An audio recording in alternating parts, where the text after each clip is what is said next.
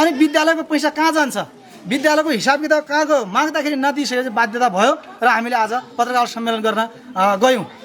तसर्थ यहाँहरूलाई म के भन्न चाहन्छु भने यहाँले सकभर यहाँसँग कापी कलम छ भने टिप्नु होला, विद्यालयमा कति पैसा उठ्छ भन्ने कुरा म यहाँहरूलाई भन्न चाहन्छु। हुनसक्छ हामीले गरेको हिसाब नहेरिसकेपछि हामीले यो शीर्षकमा आउँछ पैसा भनेर गरेको हिसाबमा कहिलेकाहीँ 1-1.5 लाख तल पनि हुनसक्छ अथवा 10-20 हजार माथि पनि हुनसक्छ, 1-1.5 लाख माथि पनि हुनसक्छ। त्यसलाई मिलाएर बुझ्नु होला। त्यसलाई मिलाएर के बुझ्नु होला भने 1-1.5 लाख कम पनि हुनसक्छ, 1-1.5 लाख बढी पनि उठेको हुनसक्छ भनेर बुझिदिनु होला। म यहाँलाई प्रष्ट बनाउन चाहन्छु। श्री राष्ट्रिय माध्यमिक विद्यालय दार्मा गाउँपालिका यसमा यहाँ कक्षा 9 को रजिस्ट्रेसन शुल्क 1000 रुपियाँ लिइन्छ 61 जना विद्यार्थीको। मैले 82 सालको मात्रै भनेको छु, 82 सालदेखि आज भदौसम्मको भन्न गइरहेको छु। 61 जनाको 1000 रुपियाँको दरले 61,000 उठ्छ। क्यालकुलेटर हान्नु होला तपाईँहरूले, यहाँ तपाईँहरूले चाहिँ यहाँ भनेको नबुझ्ने क्यालकुलेटर हान्नु होला। अनि यसमा चाहिँ रासो 300 मात्रै काटिन्छ, 700 चाहिँ विद्यालयकै खातामा बस्ने हो त्यो। अनि त्यस्तै गरेर कक्षा 10 को रजिस्ट्रेसन शुल्क र परीक्षा शुल्क गरेर 59 जनाको फर्म भरिएको थियो। 2000 को दरले 1,18,000 रुपियाँ उठ्छ यो विद्यालयमा है। त्यस्तै गरेर कक्षा 10 को प्रमाणपत्र विद्यार्थी पास भइसक्यो भनेपछि 59 जना विद्यार्थी पास भयो भने 51 जनाले मात्रै परीक्षा दिएको थियो यो वर्ष। 51 जनाको चाहिँ 4500 का दरले लियो भने पनि 2,29,500 रुपियाँ 10 कक्षा विद्यार्थीको प्रमाणपत्रबाट मात्रै उठ्छ। अनि त्यस्तै गरेर कक्षा 11 को भर्ना शुल्क 41 जना 82 सालमा 41 जना हुनुभएको थियो। 41 जनाको 2500 का दरले भर्ना शुल्क लिइन्छ। त्यो 2500 को भर्ना शुल्क 1,25,000 रुपियाँ हुन्छ। अनि त्यस्तै गरेर कक्षा 11 को परीक्षा शुल्क 41 जनाको परीक्षा फर्म पनि लगिन्छ फेरि, त्यसको 3,000 रुपियाँ, त्यसको चाहिँ 4,000 भने के हो भने 3,000 रुपियाँ चाहिँ परीक्षा फर्म भर्दाखेरि शुल्क लिइन्छ। अनि त्यसपछि 1000 रुपियाँ चाहिँ परीक्षा हलमा 1000 रुपियाँ अस्ति भर्खरै विद्यालय व्यवस्थापन समितिको निर्णय बिना पैसा उठाउन मिल्दैन। तर चाहिँ यहाँ चाहिँ 1000 रुपियाँ परीक्षा हलमै गएर 11 कक्षाका विद्यार्थी भाइ बहिनीहरू साँच्चै हुनुहुन्छ, उहाँहरूले अहिले 12 मा पढ्नु हुने हो, हलमा गएर 1000 उहाँ उठाउनु भएको छ। त्यो पैसा कहाँ गयो हामीलाई थाहा छैन, शिक्षा अभिभावक सङ्घलाई पनि थाहा छैन, विद्यालय व्यवस्थापन समितिलाई पनि थाहा छैन। यो 4000 गरेर कति उठ्छ भने 1,64,000 रुपियाँ यो उठ्छ। अनि त्यस्तै गरेर कक्षा 12 को भर्ना शुल्क 34 जना हुनुहुन्छ, 34 जनाको 3000 का दरले भर्ना शुल्क 1,02,000 हुन्छ। अनि त्यस्तै गरी कक्षा 12 को परीक्षा शुल्क 34 जनाको 4500 का दरले 1,53,000 हुन्छ। यो सबै हान्दै जानु होला कति पैसा हुन्छ भन्ने कुरा। अनि त्यस्तै गरी प्लस 2 को प्रमाणपत्र 11-12 पास गरिसक्यो भनेपछि प्रमाणपत्र लिनलाई 5,000 रुपियाँ दिएर प्रमाणपत्र लिइन्छ। प्रमाणपत्र लिने भयो भने 34 जनाकोले प्रमाणपत्र लियो भने पनि 1,77,000 रुपियाँ उठ्छ। यो 1,77,000 रुपियाँ उठ्छ। अनि त्यस्तै गरेर हामी पुसमा आयौँ। पुसमा आउनुभन्दा पहिला अघिल्लो वर्ष निवर्तमान विवेश अध्यक्ष रामचन्द्र केसीजीको पालामा यो पछाडि रेड क्रसको टोयलेट बनेको छ। रेड क्रसको टोयलेट कामदारले चाहिँ विद्यालयलाई 80,000 रुपियाँ छोडिदिनु भएको छ। 80,000 रुपियाँ विद्यालयलाई होस् भनेर छोडिदिनु भएको छ। यो पनि हिसाबमै जोडिन्छ। अनि त्यस्तै गरेर 2082 असार 29 दिने शिक्षक महासङ्घको आन्दोलनमा प्रत्येक शिक्षकबाट एउटा शिक्षकले खाइपा आएको तलबबाट 3 दिन बराबरको काट्ने गरेर 45,000 रुपियाँ विद्यालय शिक्षकहरूबाट उठेको छ। शिक्षक महासङ्घमा गएको छैन। महासङ्घका महासचिव अध्यक्षहरूलाई तपाईँले सोध्न सक्नुहुन्छ। त्यो विद्यालयको खातामै हुनुपर्ने हो यो पैसा भयो। अनि त्यस्तै गरेर पालिकाबाट 2082 मसनन्द खर्चको अलग भन्नाले 15 सालको पैसा मैले 1 लाख मात्रै राखेको छु। किन 1 लाख राखेको छु भने यो ठ्याक्कै मलाई जानकारी भएन, सबैले 1 लाखभन्दा बढी नै होला। 1 लाख राखेको छु। किन 1 लाख राखेको भने 82 मा 1 लाख अनि पालिकाबाट 2083 मा मसलन्द खर्चको आएको पैसा भने अस्ति भर्खर आएको छ 1,30,000 रुपियाँ विद्यालयको खातामा पालिकाबाट। अनि आएको नआएको कुरा सर पनि हुन्छ, वीरेन्द्र सर यहीँ आउनु भएको छ आएको सर त्यो छ। अनि त्यसपछि राष्ट्रपति रणनीति सिल्डको लागि पालिकाबाट आएको पैसा राष्ट्रपति रणनीति सिल्ड खेलाउनका लागि पालिकाबाट 30,000 रुपियाँ आएको छ। योभन्दा पहिला चाहिँ हामीले आउँदैन थाहा पाउँदैन थियौँ भन्नुहुन्छ यहाँका सरहरूले। मैले चाहिँ म आफै त्यो रणनीति सिल्डमा भइराख्ने भावनाले मैले यो पटक आफै अध्यक्ष पनि भावनाले 30,000 रुपियाँ छुट्याइएको थियो। म त्यहाँ बैठकमा पनि आफै हुन्छु, त्यहाँ 30,000 रुपियाँ छुट्याइएको थियो। योभन्दा पहिला 15 साल 20,000 छुट्याइएको थियो। त्यसको हिसाब देखिँदैन थियो भन्नुहुन्छ यहाँका सरहरूले पनि, उहाँहरूलाई पनि थाहा छ 30,000 यो। अनि राहत शिक्षकको परीक्षा खर्च बाबत भएको रकम भने यो चाहिँ परीक्षा गराउने बेला परीक्षा खर्च हुन्छ। त्यो पहिलो परीक्षा खर्च चाहिँ उहाँले दिने भनेर चाहिँ राहत शिक्षकको 34,000 खातामा जम्मा भएको छ। अनि त्यसपछि बिमाबाट आएको रकम भने यो भने चाहिँ बिमाबाट आएको रकम भने चाहिँ त्यही एक्सिडेन्ट भएको विद्यार्थीको बिमा अनिता चन्दको नाममा उपचार गरेको 9,000 विद्यालयको खातामा आएको छ। अर्को चाहिँ अब यो अर्को खिमा बिगको चाहिँ आउन बाँकी छ, त्यो 65,000 त्यसलाई चाहिँ अहिले हिसाबमा नराखौँ। यो 9,000 छ गरेर 15,28,000 रुपियाँ भदौको यो आजसम्मको हिसाब विद्यालयको खातामा छ। हुनसक्छ यसमा 1 लाख 1.5 लाख 2 लाख बढीमा 3 लाख मान्नुहोस् कम पनि हुनसक्छ।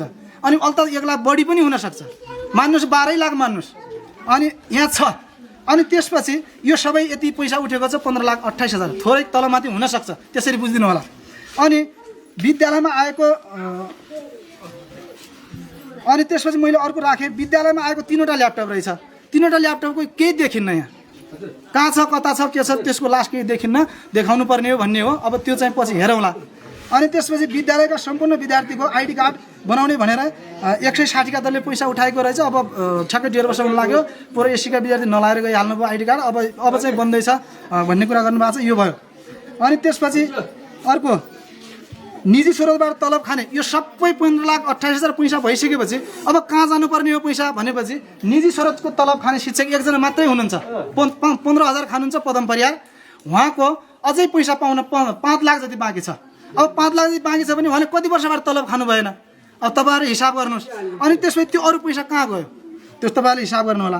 अनि त्यसपछि अर्को स्वर्गीय इन्द्रलाल उपाध्याय स्मृति अक्षय कोषको स्थापनाको लागि 1 लाख ठ्याक्कै 1,111 कति रुपियाँ हो अक्षय कोष स्थापना गरौँ भनेर उहाँको चाहिँ यो कार्यक्रम पनि गरियो, उद्घाटन भयो, अक्षय कोष स्थापना गर्ने भन्ने भयो। अनि त्यसलाई गरौँ भन्दा अहिलेसम्म अब हामी त अवैधानिक भइहाल्यौँ, अवैधानिक भनिमागिसकेपछि हामीले अगाडि बढ्ने, तर पनि बाहिर गए पनि गर्नुहोस् न, यो राम्रो काम त गर्नुहोस् भनेर मैले धेरै झकझक्याउँदा पनि त्यसको स्थापना हुन सकेको छैन। यो पनि यहाँहरूलाई मैले राख्न चाहेँ। र त्यस्तै गरेर अनि मैले अघि सिसी क्यामेराको कुरा पनि गरिहालेँ। अनि अहिलेसम्म यो अझ जस्तै हेरसरकै कुरा गर्ने हो भने इसिडीको शिक्षक सुन्ता चन्द म्याम हुनुहुन्छ, उहाँको नाममा काटेको चेक उहाँले चाहिँ आफ्नो नाममा थाहा नदिएर, तपाईँहरूलाई भन्ने पर्यो भने थाहा नदिएर उहाँले साट्नु भएको छ। विश्वास नलागे सुन्ता चन्द म्यामलाई पनि हजुरले सोध्न सक्नुहुन्छ। अनि त्यसो धेरै पछि थाहा भइसकेपछि चाहिँ उहाँले फिर्ता गर्नुभयो, त्यस्तो कुरा गर्न हुँदैन भन्ने मात्रै हो। अनि त्यस्तै गरेर विद्यालयमा पोसाक चाहिँ विद्यालयबाट दिइन्छ। यतिजना अभिभावक विद्यार्थीहरू हुनुहुन्छ, विद्यालयबाट पोसाक वितरण गरिन्छ। पोसाक वितरण गर्दाखेरि उहाँबाट ल्याइएको रहेछ पोसाक चाहिँ 800, सानो साइजको लागि 850 को दरले। त्यो पनि कसरी थाहा भयो भन्नुहुन्छ भने यहाँ 1260 को दरले बिक्री भयो। म तपाईँहरूलाई प्रष्ट बनाउँछु, 1260 को दरले बिक्री भयो, अभिभावकहरू हिँड्नुहुन्छ भन्नु होला है तपाईँहरूले पनि अहिले। अनि त्यसपछि त्यो ल्याइएको रहेछ 850 मा। त्यो थाहा कसरी भयो भने यही विद्यालयका सर, फेरि डोमर सर, त्यो व्यक्तिगत कामले त्यो गार्मेन्टमा जाने बेला सोध्ने बेला त्यहाँ 850 गाउँ सर ड्रेस भनेर हिँडेको शिक्षकले थाहा पाउनुभयो। थाहा पाइसकेपछि यहाँ 1260 चाहिँ ड्रेस बिक्री हुन्छ।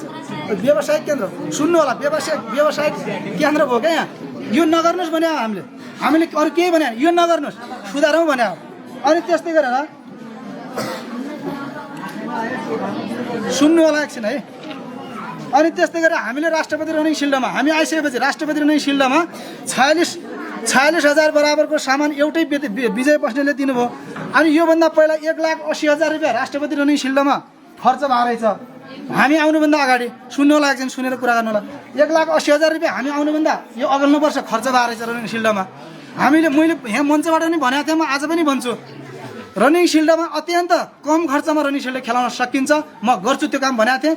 1,80,000 पुरा साल खर्च भएको थियो भने यो वर्ष हाम्रो 76,000 मात्रै भएको छ। हुनसक्छ 76 भने कस्तो भयो भने 1,01,000 कति खर्च देखाउनु भएको छ सरले, त्यसमा 30,000 कति पालिकाले दिएको कटाउँदाखेरि 76,000 मात्रै छ।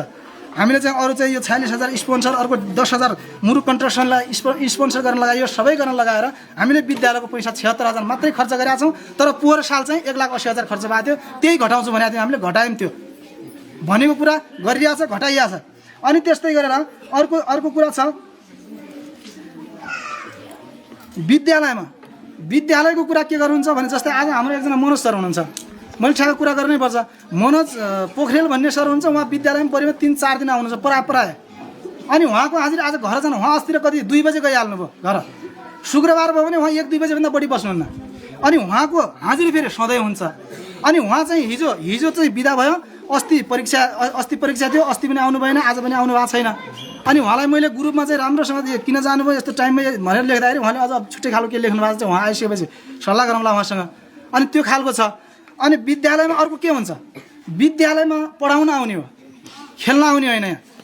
यहाँ चाहिँ सयौँ हजारौँ विद्यार्थी हाम्रा छोराछोरी भाइ बहिनीहरूको भविष्य लुकेको ठाउँ चाहिँ यहाँ कमाइ खाने थलो त होइन। हामीले त्यो गर्नु हुँदैन भनेर हामीले खबरदारी गरिरहेको छौँ, खबरदारी गर्ने हो। त्यसैले यहाँ के गरिन्छ, आज एउटा शिक्षक आउँदैन, ट्याक्क रातो लगाइदो रहेछ। तपाईँहरूलाई म हाजिरीको प्रमाण समेत पनि देखाउन सक्छु, लगाइदो रहेछ। फेरि 2 दिनपछि त्यो हाजिरीमा ट्याक्क कालो कलमले लेखेर हाजिर लाउनुहोस् भन्ने पनि यहाँ त्यही चलेको छ। त्यो छ, क्लियर कुरा छ। अनि त्यसपछि अर्को के गर्यो, एकजना मान्छे जेठमा महिना जेठको गएकै छैन, जेठको महिनै गएको छैन, असार लागेकै छैन, तर जेठमा महिना जेठको चलिरहेको छ, असारको महिना रातो लागेको छ शिक्षकको। कस्तो खालको रातो हो त्यो, महिनै लागेको छैन होइन। त्यस्तो खालको भाव हुनाले मैले हजुरहरूलाई प्रष्ट के बनाएँ भने अब यो पैसा खोज्नका लागि, यो पैसा कहाँ गयो भन्नका लागि अब हामीले यो ठ्याक्कै हिसाब हेरेर मात्रै त भएन, हामीलाई हिसाब त आउला, बिल मिलेर त भएन, हामीलाई त काम मिल्नु पऱ्यो, काम देखिनु पऱ्यो नि त, हामीलाई काम हुनु पऱ्यो। त्यसो भएको हुनाले तपाईँहरूसँग क्लियर, अभिभावकसँग क्लियर बनाइसकेपछि हामीले यहाँ हुनसक्छ अब म भोलि यहाँबाट निस्किउँला, म निस्किने बेला त कम्तीमा म आइसकेपछि हिसाब पनि बुझाएको छैन मैले, जाने बेला पनि हिसाब छैन भने, तर आएको बेला हिसाब नबुझ्यो भने जाने बेला त मलाई बिलिम लाग्न सक्छ नि, धीरेन्द्रले यति ऋण लगाएर गयो, धीरेन्द्रले यति पैसा खाएर गयो भनेर हुनसक्छ नि। त्यसो भएको हुनाले नै पत्रकार सम्मेलन गरिएको। अब यो हिसाब खोज्ने मैले मात्रै हो कि हिसाब तपाईँहरूले पनि खोज्ने हो, तपाईँहरूका छोराछोरीको हिसाब हो, हाम्रा भाइ बहिनीको हिसाब हो। यो अब सबैले हिसाब खोज्नका लागि अब गर्नुपर्छ के भनेपछि मेरो माग के हो भने छानबिन समिति गराउने एउटा, उहाँहरूले हिसाब मिलाउनु भएको होला, देखाउनुहुन्छ, देखाइसकेपछि हाम्रो छानबिन समितिले क्लियर छ भन्यो भने क्लियरै होला, छैन भन्यो भने कति हो उहाँहरूले तिर्नु पऱ्यो, उहाँहरूले तिर्नु पऱ्यो। धेरै यहाँ कुरा केही पनि छैन, कसैलाई मुद्दा मामिला गर्नु छैन, मात्रै विद्यालय बनाउनतिर लाग्नु पऱ्यो, पैसा खानतिर लाग्नु भएन भन्ने कुरा हामी